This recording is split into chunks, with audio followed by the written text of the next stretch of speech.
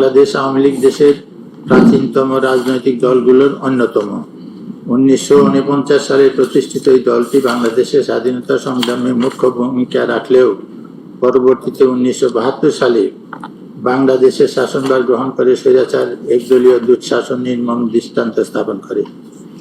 এই দলটি 2009 সালে প্রশ্নবিদ্ধ এক নির্বাচনে জিতে ক্ষমতায় এসে অবৈধ অনৈতিক পদ্ধতিতে 2024 সালের 5ই আগস্ট পর্যন্ত ক্ষমতায় থাকাকালে জনগণের উপর ব্যাপক মাত্রায় দমন নিপীড়নের জন্য অভিযুক্ত হয়।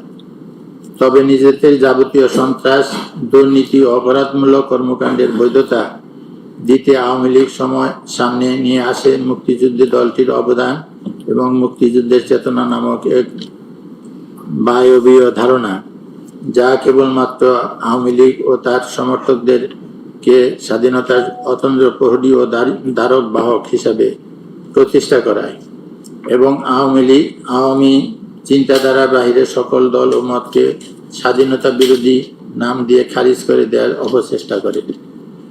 আওয়ামী লীগ বিরোধী দলে থাকাকালীন সময়ে দেশব্যাপী তাণ্ডব চালায়।